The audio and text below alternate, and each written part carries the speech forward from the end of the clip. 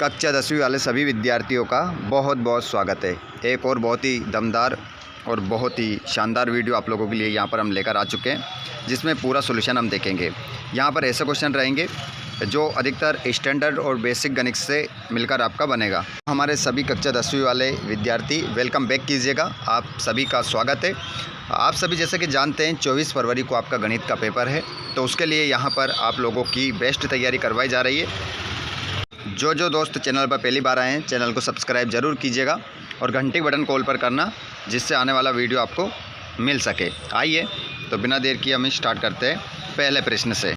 उससे पहले आप सभी एक बार कमेंट बॉक्स में बता देंगे कि आप इस वीडियो को कहाँ से देख रहे हैं और आपका नाम क्या है। जल्दी से आप सभी एक बार कमेंट बॉक्स में बता दें कौन कौन दोस्त हमारा कहाँ से जुड़ रहा है और कौन से ज़िले से आप जुड़ रहे हैं, और बाकी जो पेपर इससे पहले आपके हो गए, क्या आप सभी अच्छे से उत्तीर्ण हो चुके हैं, उसमें अच्छे नंबर आ रहे हैं आप सभी के, कमेंट बॉक्स में ज़रूर बताएं। चलिए तो पूरा क्वेश्चन पेपर हल करने के लिए तैयार हो जाएं। एक बार वीडियो को शेयर करें, लाइक करें, चैनल को सब्सक्राइब करें, ताकि नेक्स्ट क्लास आपको मिल सके, क्योंकि इसके बाद पूरा सॉल्यूशन और लेकर आने वाला हूँ। सभी प्रश्न करना अनिवार्य है। 1 से 5 तक वस्तुनिष्ठ प्रश्न रहेंगे। 6 से 23 तक सभी प्रश्न कितने नंबर के रहेंगे? 2 नंबर, 3 नंबर और 4 नंबर के। ठीक है, तो यहाँ पर उनके सामने नंबर मिल जाएंगे आपको। आइए बच्चों, तो पहला क्वेश्चन हम देखते हैं। यहाँ पर क्वेश्चन कह रहा है कि सही विकल्प का चयन करके लिखिए। 144 के अभाज्य गुणनखंडों की घातों का योग है। तो यहाँ पर घातों का जो योग हो जाएगा, गुणनखंडों की घातों का योग, वो हो जाएगा बच्चों, इसमें आंसर आएगा 2, 3, 4, 6। तो इसमें करेक्ट आंसर आपका 6 हो जाएगा।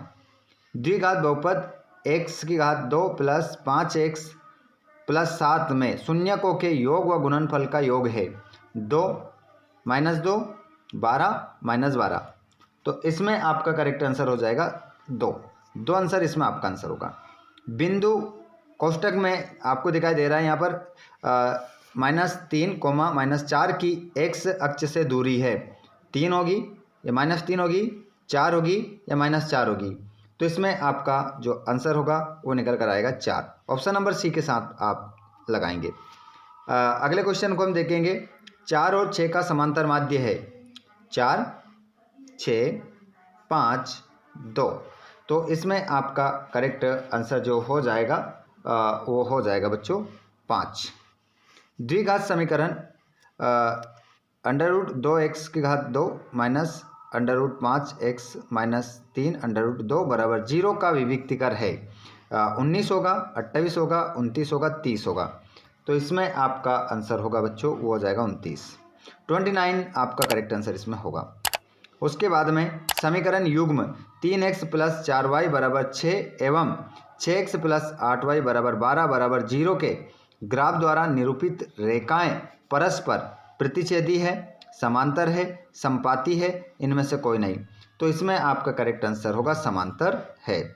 तो यहाँ से आपके कितने ऑब्जेक्टिव क्लियर हो जाते हैं? 6 ऑब्जेक्टिव यहाँ से आपके क्लियर हो जाते हैं। उसके बाद में इंग्लिश मीडियम वाले बच्चे अपने सेम ऐसे कैसे आंसर लगाएंगे, जैसे कि पहले वाले में मैंने आपको क्या बताया था, 6 बताया था, दूसरे वाले में 2 आपका आंसर होगा। इस प्रकार ऊपर से देखकर आप नीचे वाले आंसर लगा सकते हैं। और यहाँ पर आप देखेंगे खालिस्तान देखेंगे। यदि एक रेखा किसी त्रिभुज की 2 भुजाओं को एक ही अनुपात में विभाजित करे तो वे तीसरी भुजा के होती है। तो तीसरी भुजा के होती है वो आपको बताना है। तो इसमें करेक्ट आंसर होगा खालिस्तान में समांतर आपका इसमें आंसर होगा समांतर।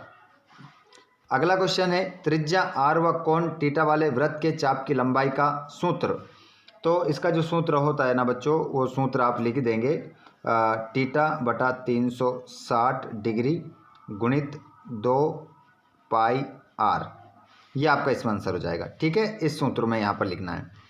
AP 4, 6, 8, 10 का nवां पद होगा। तो nवां पद हो जाएगा बच्चों, इसका nवां पद अगर आप लिखेंगे तो इसमें आप लिखेंगे करेक्ट आंसर इसमें लिखेंगे सीधा सा आंसर आप इसमें क्या लिख देंगे बच्चों, तो इसमें आंसर का ध्यान रखना है आपको। लिख देंगे 2n + 2। इसमें तीसरे वाले में आपका आंसर हो जाएगा। उसके बाद में द्विघात समीकरण 3x की घात 2 माइनस 6x प्लस के बराबर 0 के मूल बराबर है तो के बराबर होगा, तो के बराबर हो जाएगा बच्चों 3 करेक्ट आंसर इसमें आपका होगा। उसके बाद में नेक्स्ट क्वेश्चन की ओर हम बढ़ते हैं। एक वृत्तीय क्षेत्र का वे भाग जो जीवा और संगत चाप से घिरा हो उस वृत्त का एक कहलाता है, तो वो कहलाता है वृत्तखंड। वृत्तखंड कहलाता है। अगला क्वेश्चन, यदि एक खंभे की ऊंचाई व उसकी छाया बराबर है तो सूर्य का उन्नयन कोण होगा, तो सूर्य का उन्नयन कोण होगा 45 डिग्री। 45 डिग्री आपका आंसर होगा।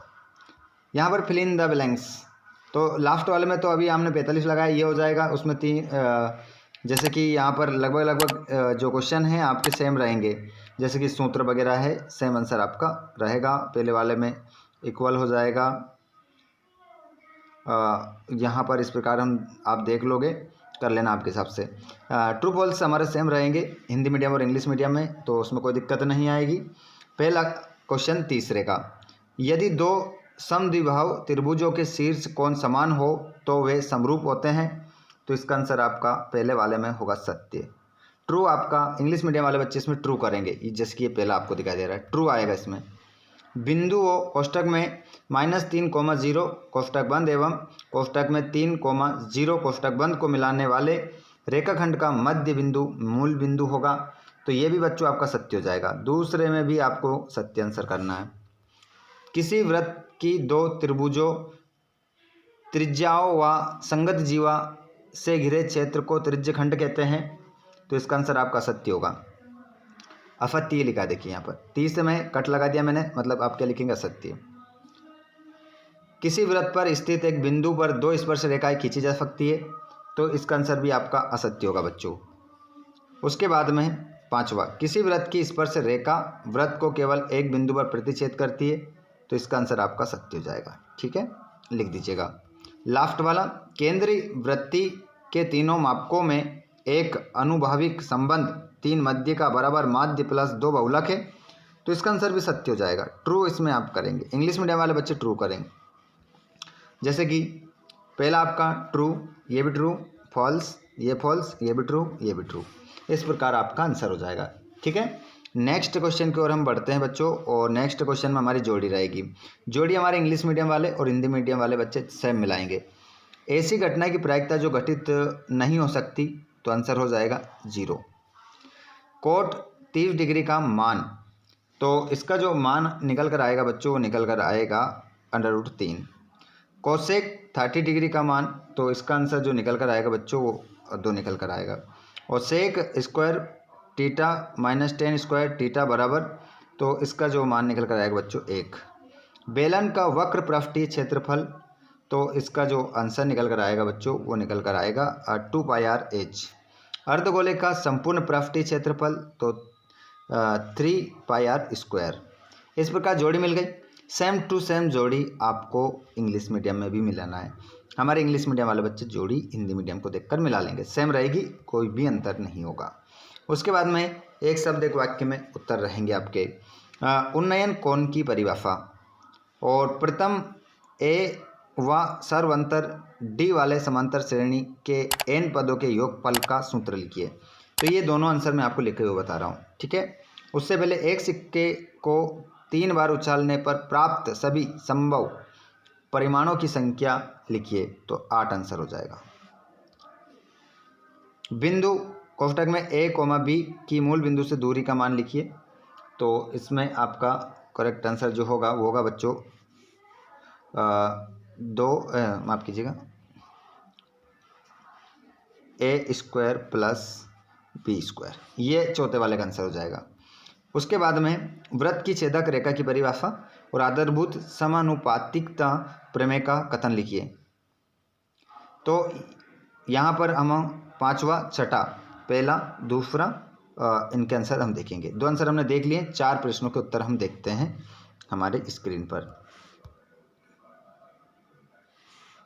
ये रहा 5वें का पहला, उन्नयन कोण की परिभाषा लिखिए। तो जब वस्तु क्षैतिज स्तर से ऊपर होती है तो दृष्टि रेखा और क्षैतिज रेखा के बीच बनने वाले कोण को उन्नयन कोण कहते हैं। ये तो स्पष्ट हो गया आपका। उसके बाद में यहाँ दूसरा प्रथम पद ए व सर्वंतर डी वाली समांतर श्रेणी के n पदों के योगफल का सूत्र। तो ये रहा आपका सूत्र, ये रहा सूत्र, ठीक है, या फिर आप नीचे वाला भी लिख सकते हैं, ठीक है। उसके बाद में अगला क्वेश्चन 5वें का 5वां, वृत्त की छेदक रेखा की परिभाषा। वह रेखा जो वृत्त को दो अलग अलग बिंदुओं पर काटती है वृत्त की छेदक रेखा कहलाती है। उसके बाद में आधारभूत समानुपातिकता प्रमेय का कथन लिखिए।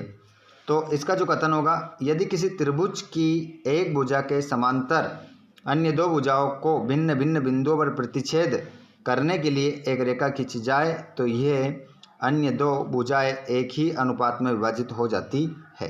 तो ये इस प्रकार आपका आंसर हो जाएगा, ठीक है। आगे चलते हैं हम। नीचे हमारे इंग्लिश मीडियम वाले बच्चे 1 वर्ड में आपके आंसर देख लेंगे। उसके बाद में ये पूरा क्वेश्चन पेपर है। देखिए बच्चों, अभी मैं आपको क्वेश्चन बता रहा हूँ, अगर आप लोगों के कमेंट आते हैं, बहुत ज़्यादा कमेंट होने पर मैं 6 से लेकर 23 तक भी आपको हल करवा दूँगा। तो आप हमें कमेंट बॉक्स में ज़रूर बताएं कि इन प्रश्नों के आंसर आपको चाहिए, तो बिल्कुल आपको प्रोवाइड करवा दिए जाएंगे। तो चैनल पर आप पहली बार आए हैं तो चैनल को सब्सक्राइब कर लीजिए और घंटी के बटन को ऑल पर कर लीजिए बच्चों, जिससे आने वाले वीडियो का नोटिफिकेशन आपको मिल जाएगा। तो ये रहा आपका पूरा क्वेश्चन पेपर, जिसका पूरा हल हमने देखा है ऑब्जेक्ट टाइप क्वेश्चनों का। अब बारी है 6 से लेकर तो 23 तक के हल की। तो उसके लिए आप चैनल को जरूर सब्सक्राइब करना बच्चों, ताकि आपको नेक्स्ट क्लास का वीडियो मिल सके। धन्यवाद, थैंक्स फॉर वॉचिंग।